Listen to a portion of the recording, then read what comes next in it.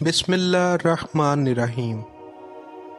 یا القائم چینل میں خوش آمدید۔ السلام علیکم۔ آج کی ہماری ویڈیو کا عنوان ہے 22 رجب کنڈے نیاز امام جعفر صادق علیہ السلام۔ اللہم صلی علی محمد و آل محمد۔ آج میں آپ کو معجزہ امام جعفر صادق علیہ السلام سناؤں گا۔ کسی شہر میں ایک لکڑہارا نہایت مفلس اور نادار رہتا تھا۔ وہ مصیبت زدہ ہر روز جنگل سے لکڑیاں کاٹ کر لاتا اور فروخت کر کے بمشکل اپنا اور اپنے بچوں کا پیٹ پالتا تھا۔ افلاس سے تنگ آ کر ایک روز اس نے اپنی بیوی سے کہا کہ برائے روزگار باہر جاتا ہوں، عجب نہیں کہ پروردگار رحم فرمائے اور ہماری مصیبت دور ہو۔ یہ کہہ کر لکڑہارا معاش کی تلاش میں دوسرے شہر گیا، لیکن بدقسمتی سے وہاں بھی تقدیر نے ساتھ نہ دیا۔ ہر وقت دل میں سوچتا کہ کچھ پیسے ہو جائیں تو اپنے شہر جاؤں اور بال بچوں کی خبر لوں، لیکن کچھ نہ ہو سکا۔ اسی فکر و پریشانی میں 12 سال بیت گئے اور اس عرصہ میں نہ تو اس نے بال بچوں کو کچھ بھیجا نہ ان کی خبر لی۔ لکڑہارے کی بیوی اپنے خاوند کے چلے جانے کے بعد کچھ دنوں تک اسی فکر میں رہی کہ میرا خاوند خرچ بھیجے گا، لیکن جب اس نے عرصہ تک خبر نہ لی اور اس بیچاری پر فاقے گزرنے لگے تو لاچار ہو کر اس نے وزیر کے محل میں جاروب کشی کی نوکری کر لی اور اپنا اور بچوں کا پیٹ پالنے لگی۔ ایک روز لکڑہاری نے خواب میں دیکھا کہ میں وزیر کے محل میں جارو دے رہی ہوں کہ یکا یک مولا آقائے دو جہاں جناب امام جعفر صادق علیہ السلام سین خانہ میں تشریف لائیں۔ اپنے اصحاب کی طرف متوجہ ہو کر فرمایا کہ آج کیا تاریخ ہے اور کون سا مہینہ ہے؟ صحابہ نے عرض کیا یا مولا آج شب 22 رجب ہے۔ تب حضرت نے اپنی زبان معجز بیان سے ارشاد فرمایا کہ کوئی شخص کیسی ہی مشکل میں مبتلا ہو یا کسی ایسی سخت حاجت نے پریشان کر رکھا ہو، جب دستور سبا سیر میدا کی پوریاں پکا کر 2 کنڈوں میں رکھ کر ہمارے نام کی نظر 22 رجب المرجب بوقت نماز صبح دلوا کر حق سبحانہ تعالیٰ کی درگاہ میں ہمارے واسطے سے اپنی حاجت طلب کرے۔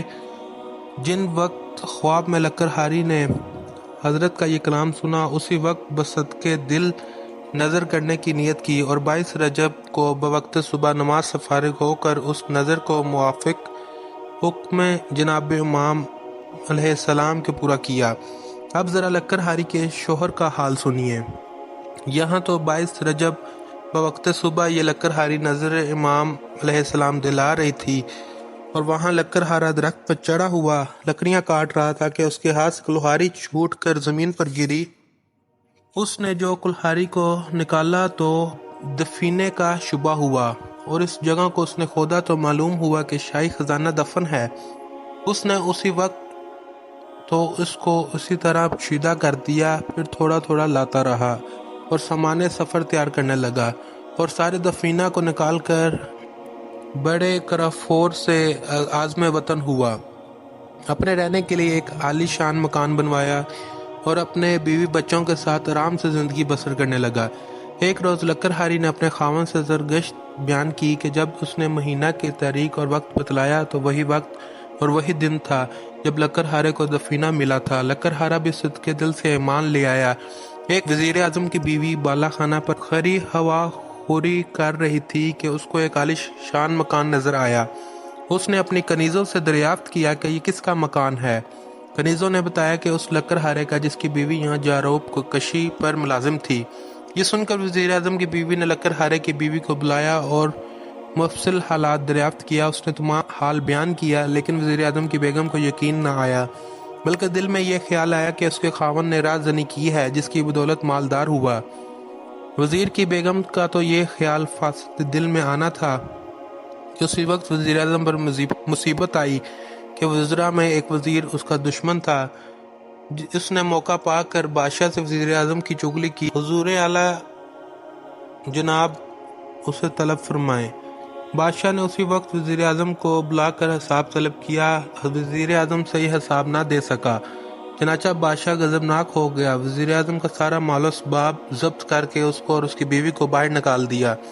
وہ دونوں بھوکے پیاسے چلے جا رہے تھے کہ تربوز کا کھیت نظر آیا۔ وزیر اعظم نے اپنی بیگم سے 2 درم لے کر جو اتفاق سے اس کے پاس رہ گئے تھے اس کا تربوز خرید کر رومال میں باندھ لیا کہ کسی جگہ اطمینان سے بیٹھ کر کھائیں گے۔